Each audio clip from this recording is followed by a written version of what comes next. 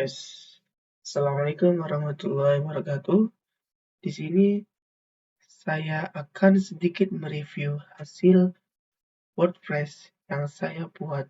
Pertama-tama kalian masuk ke aplikasi Chrome, lalu search di pencarian yaitu domain saya atau WordPress yang telah saya bikin. Di sini kalian ketik yaitu Muhammad Arkan RTI Poltek.tegal.wordpress.com. Setelah ini, lalu klik yang ini. Nah, di sini adalah tampilan utama dari WordPress yang saya bikin, yaitu WordPress mengenai Internet of Things. Nah, di sini saya akan membahas 10 materi yang telah saya buat, yaitu mengenai Internet of Things. Sebelum kita bahas tentang Internet of Things ini, di sini terdapat About Me, yaitu terdapat biodata sang penulis. Kita mencet About Me. About Me berisi tentang biodata penulis, yaitu saya sendiri. Nama saya Muhammad Arkan Ramadhani dengan NIM 230900054. Saya adalah seorang mahasiswa sarjana terapan teknik informatika Politeknik Harapan bersama Kota Tegal. Nah, di sini ada foto saya dan di sini ada akun Instagram saya. Lalu saya akan lanjut ke materi. Nah, di sini kalian tekan halaman home yang ini ya guys, jangan lupa. Saya akan membahas 10 materi yang telah di sini. Saya yang pertama akan membahas tentang apa itu Internet of Things. Kita pencet yang ini.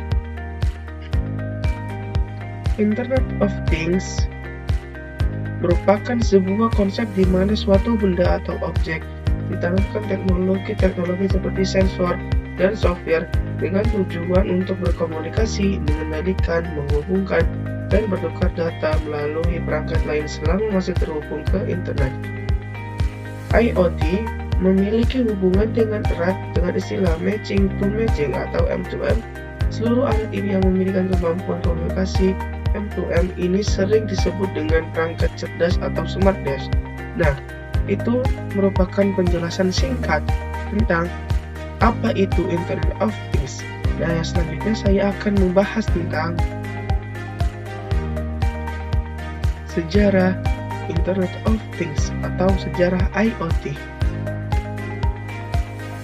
Nah, sejarah IoT itu bagaimana sih guys? Nah, di sini saya akan bahas sejarah Internet of Things diperkenalkan oleh Kevin Ashton dalam sebuah presentasi kepada Procter dan Gamble pada tahun 1999.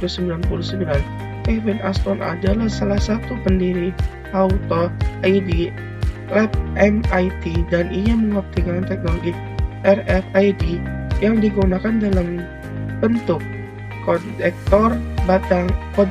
batang untuk domain manajemen patokan rantai pasokan.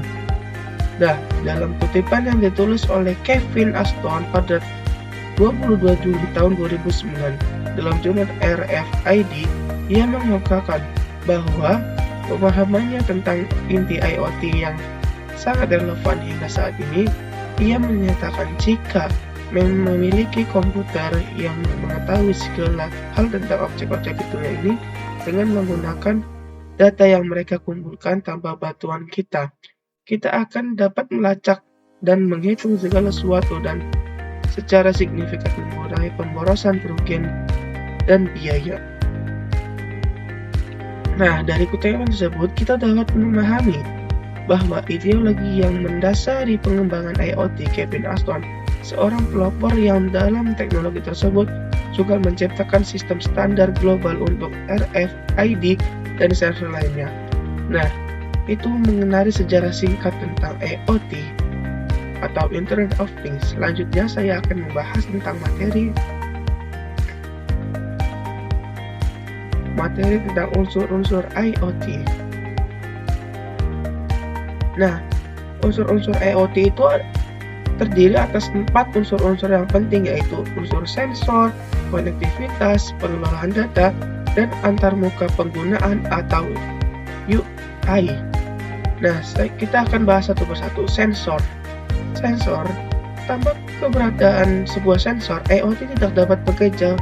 Fungsi dari sensor ini adalah untuk mengulang data yang berhubungan dengan parameter yang telah dimasukkan. Nah, konektivitas menggunakan cloud.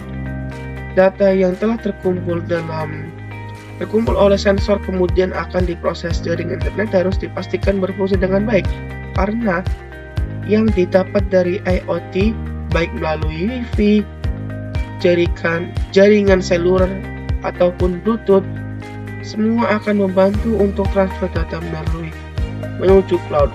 Dan selanjutnya pengelolaan data. Setelah data ditransfer ke dalam cloud, proses selanjutnya adalah pengelolaan data. Data yang terkumpul akan disimpan untuk kemudian diproses untuk menghasilkan analisis. Perangkat yang terhubung dengan IoT ini dapat menghasilkan keputusan berdasarkan analisis yang ada untuk dilakukan tindakan yang sesuai. Yang selanjutnya ada antarmuka pengguna atau UI. Unsur yang terakhir, proses bagi IoT untuk memberitahu pengguna perangkat melalui berbagai action seperti pengingat, notifikasi, pemberitahuan, dan juga peringatan. Nah, ini adalah unsur-unsur IoT. Nah, selanjutnya saya akan membahas tentang keuntungan menggunakan IoT. Nah, apa saja sih keuntungan menggunakan IoT itu? Kita akan bahas pada berikut.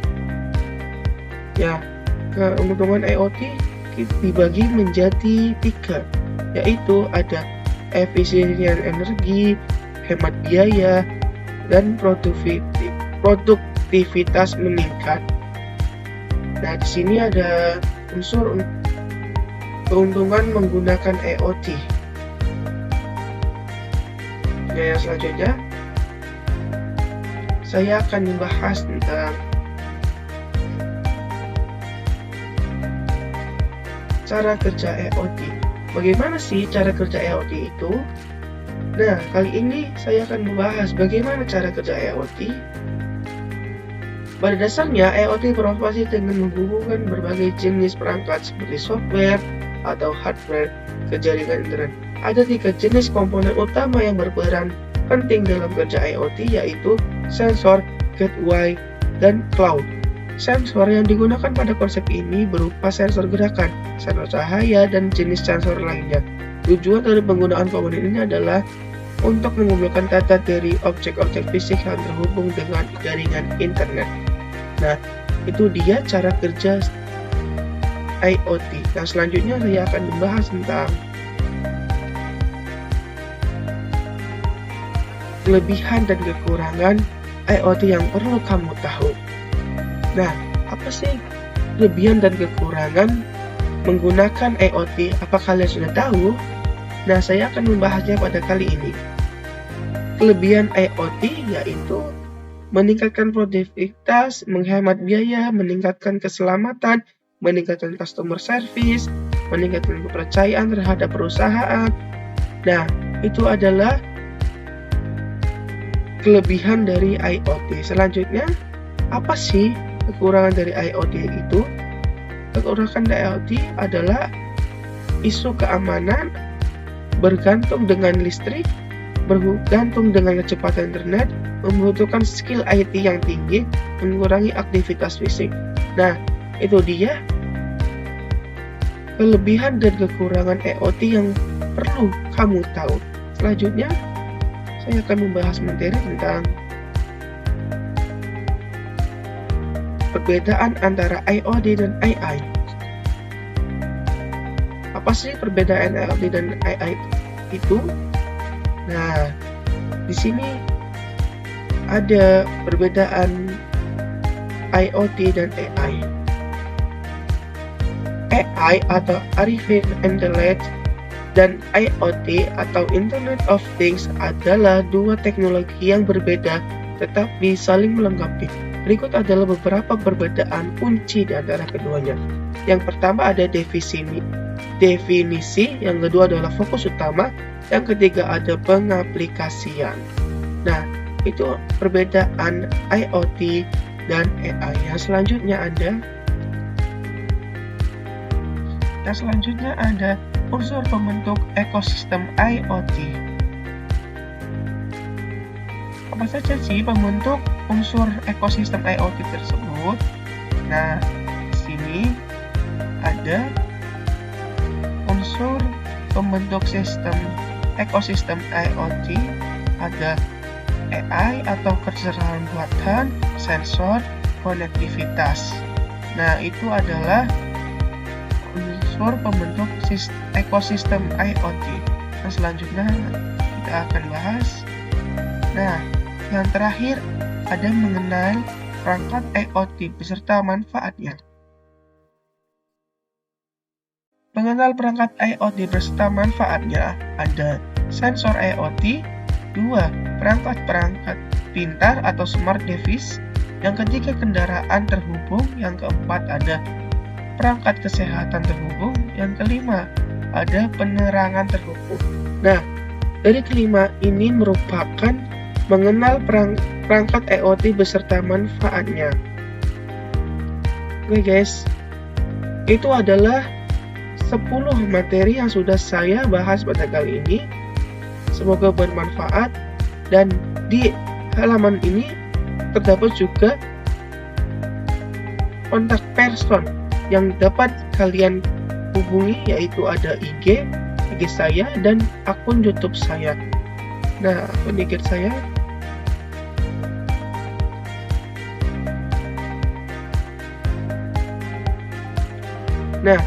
ini adalah IG saya, jangan lupa follow ya guys. Ini akun IG saya. Yang kepo dengan IG saya tentang traveling atau kulineran bisa kepoin IG saya. Jangan lupa follow ya guys. Nah, itu dia akun IG saya, dan ini ada akun YouTube saya.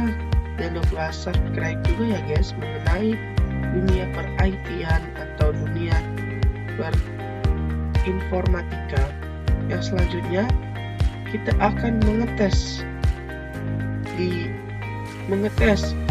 WordPress saya di GTmetrix. Apakah GTmetrix? Apakah yang setelah saya buat ini hasilnya nilainya bagus? Kita pertama salin ini ya dulu, lalu ke GTmetrix. Nah, yang ini ya guys, GTmetrix. Lalu buka yang ini. Nah, akan mengetahui apakah pantas untuk dibaca yang saya tulis tersebut. Kita masukkan domainnya di sini, lalu test your site. Nah, ini lagi sedang proses ya guys.